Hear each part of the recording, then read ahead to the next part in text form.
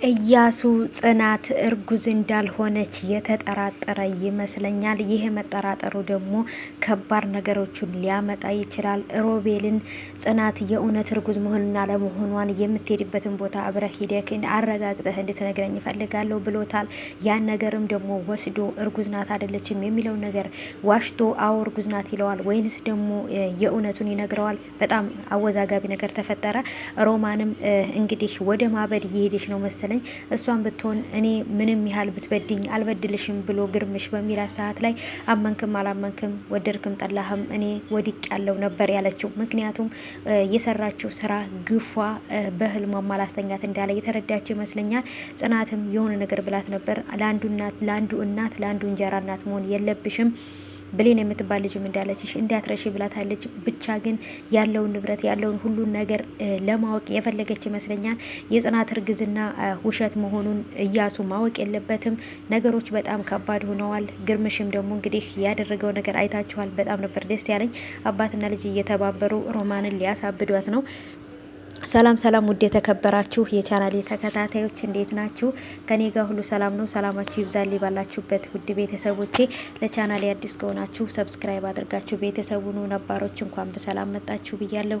ለቻናሌ አዲስ ከሆናችሁ እንደተለመደው ማለት ነው። ነባሮች ደግሞ ስለምታበረታቱኝ አመሰግናለሁ። አሁንም ሀሳብ አስተያየታችሁ አይለኝ እና ውድ ቤተሰቦቼ ዛሬም እንግዲህ የመጣሁበት በጽናት ድራማ ነው። የጽናት ድራማ በጣም የፈራኑ ነገር እንግዲህ እየደረሰ ይመስለኛል። ያም ነገር እንግዲህ ግርምሽና ጽናት እያደረጉት ያሉት ነገር በሮማን ላይ ያመጣባትን ስትረስና ያመጣባትን የመንፈስ ጭንቀት ብዙዎቻችን አይተነዋል። ባለፉት ክፍሎችም እንግዲህ ሮማንን ጽናት እያስበረገገቻት አይቼ በጣም ነበረ ፈታ ዘና ያልኩበት። ዛሬም ደግሞ እያሱ በተናገረው ነገር ላይ ትንሽ ቅር ታሰኝች ያለው ጽናት እያረገች ያለችው ነገር እንዲነቃባት ያደረገ ይመስለኛል። በተለይ ቢሮ ውስጥ ወረቀት ነገር እያገላበጠች በደረሰባት ሰዓት ላይ ምን እየሰራሽ ነው ብሎ ሲላት እንግዲህ የመለሰችለትን መልስ አይታችኋል። እኔ እኮ ልደትህ መስሎኝ ሰርፕራይዝ ላደርግህ ነበረ፣ ግን ደግሞ አንተ ሂደክ የሄድክ መስሎኝ ነበር፣ ግን ተመለስክ ነበር ያለችው። ያም ነገር እሱም አይ ይሄ እኮ እውነተኛ ወይም ትክክለኛው የልደት ቀኔ አይደለም የተሳሳተ ነው ብሏት ነበረ። በዛም ነገር ላይ በምታደርጋቸው ነገሩ ላይ የምትደባበቃቸው ነገሮች ብዙ ነገሮች፣ በተለይ አሁን የእርግዝና ስሜቶች ራሱ ብዙም እየታየባት አይደለም። በሌላ ነገሮች ተወጥራ ሁሉ ነገር ትወናዋን የረሳችው ይመስለኛል። ምክንያቱም እንደ ማስመለስ ነገር ወይ እንደሆነ ነገር ማድረግ ነበረባት፣ ግን ደግሞ በብዙ ነገሮች ስለተወጠረች ያ ነገር የረሳችው ይመስለኛል። ሮማንንም ማስበርገጓንና እንግዲህ በተኛችበት በእንቅልፍ ልቧ እንድትጮህ በሌሊት እንድትጮህ እያደረገቻት ነው። ሮማን አሁን ላይ የሰራሁት መጥፎ ነገር በግርምሽ ላይ ያደረግኩት ግፍ ነገር አሁን ላይ እያስለቀሰኝ ነው ብላ ነው ያሰበችው ማለት ነው። አሁንም እየቃዠችና እየሆነችው ያለችው ነገር የሱ ግፍ ነው። ጥሩ ሰዎችን በድዬ የኔ ይሄ መጨረሻ ይሄ ነው ብላለች። መጨረሻ ላይ ግን ሁሉን ነገር በራሷ ፍቃድ ምንም ነገር ሳይፈጠር ንብረታቸውን ለባለቤቶቹ መልሳ መንፈሷን አድሳ ከቀርቀሪ እድሜዋን ከልጆቿ ጋር አብራ በሰላም ብትኖር ይሻላታል። አሁንም በዚህ ክፋቷ ከቀጠለችበት ገና ብዙ ነገሮችን ይጠብቋታል ብዬ ነው የማስበው። ሮማን ባደረገችው ልክ ገና አልተከፋ ፈላትም ብዙ ሰዎችን ነፍስ አጥፍታለች። ሮማን ከዚህ በኋላም ልኑር ራሱ ብላ ብታስብ በእስር ቤት እንጂ በሰላም ትኖራለች ብዬ አላስብም። ምክንያቱም አሁን ላይ የብዙ ሰዎችን ሕይወት እንዳጠፋች ታውቃላችሁ።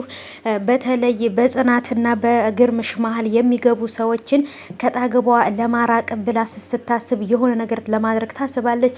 ከዚህ በፊትም ግርምሽን በሽጉጥ መታው አይኑን ሁላ እንትን ታሞ እንደነበር ታውቃላችሁ።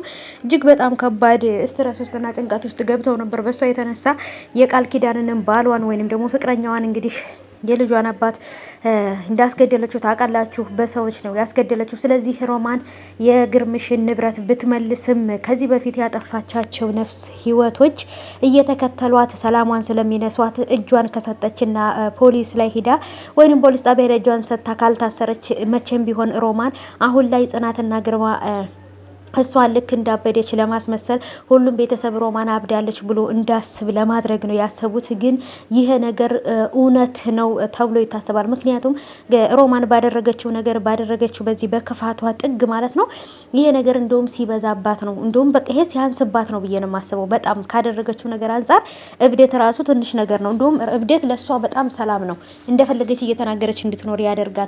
ግን እስር ቤት ግን የህሊና ጸጸቷን ምንትን ብላ የገደለቻቸውም ሰዎችም ከሆነ ገድያለሁ ብላም ደግሞ ወደ ሌላ ነገር ውስጥ አስገብታቸውም ከሆነ እነዛን ሰዎች ካመጣች የተወሰነ ጊዜ ታስራ ወጥታ ህይወቷን በሰላም መኖር ትችላለች። አሁንም ቢሆን ጽናትና ግርማ በደንብ መጠንቀቅ ያለባቸው ሰዓት ላይ ነው ያሉት። ግርምሽም ጽናት አስቀምጠው የነበረውን ደም የነካ ጨርቅ እንግዲህ እንደገና ጽናትና ባለቤቷ ወደታች እንግዲህ እያሱ ሲወርዱ ሁሉም አንድ ላይ ወደታች በወረዱበት ሰዓት ላይ እንግዲህ ሂዶ ከክፍል አውጥቶት ነበረ። ምክንያቱም እሷ አበደች ብለው ለማስባል ነው ይሄን ነገር ያደረጉት። ሮማን መንገድ ላይ ሁሉ ቁጭ ብላ የምትጠላውን መንገድ ላይ የምትጠላው ድንጋይ ላይ ተቀምጣ በጣም በሀሳብ በጭንቀት ውስጥ ነበረች ያለችው ማለት ነው። እኔ በሚሄድበት ቦታ አላጣሽም እንዴ? እኔ የምደበቅበት እኔ የምቀመጥበት ቦታ ላይ ምን ትሰሪያለሽ ነበር ያላት ማለት ነው። አመንክም አላመንክም እኔ ወድቅ ያለው ብላ ነበረ ተነስታ የሄደችው። እየወደቀች እንደሆነና እየተሸነፈች እንደሆነ ተሰምቷታል። ይሄ ራሱ ለጽናትና ለግርማ ትልቅ ድል ነው ብዬ አስባለሁ። እያሱ ግን እርጉዝ መሆንና ለመሆኗን ማረጋገጥ እፈልጋለሁኝ ብሎ ያለው ለምን ይመስላችኋል? ምክንያቱም እኔ የተጠራጠርኩት አንድ ነገር አለ። ጽናት ታስታውሳለች ይህን ነገር አድርጋ እኔም በዚህ አስራ ንብረትና የሆነ ነገር አድርግ ያለችኝ ነገር እንዳደርግ ፈልጋ ሊሆን ይችላል ብሎ እናቲቱ በተናገረችው መሰረት እየጠረጠረ ይመስላችኋል? ወይንስ ምን አስቦ ነው ሮቢን አንድ ላይ አብረህ ሂደህ መሆንና ለመሆኗን እኔ አንድ ሐኪም ቤት ብቻ ነው ሂጄ መመርመር የምፈልገው ብላኛለች። ሌላ ሐኪም ቤት ሂጄ ላስመረምራት ነበረ። አንድ ቦታ ላይ ካልሆነ ሌላ ቦታ አልፈልግም ብላኛለች። ስለዚህ መሆኑና ለመሆኗን እርግጠኛ መሆን እፈልጋለሁ። ሮቢ ይህን ላንተ መናገር አልፈልግም ነበር፣ ግን ደግሞ ግዴታ ስለሆነ ነው። እኔ ላስጨንቃት አልፈለግኩም፣ እንደተጠራጠርኩም እንድታቅ አልፈልግም ብሎ ለሮቢ ነግሮታል። ሮቢ ግን ጽናትንና ግርምሽን ከጎናቸው ሆኖ እያገዛቸው ያለ ሰው እንደሆነ ቢያቅ ይህን ነገር ባልተናገረ ነበር። ለጽናት ደግሞ ግን ሆስፒታል እንሄዳለን ብሎ ሲላት ለምን አንተ እዚህ ተገኘክ ብላ ነበር ያለችው።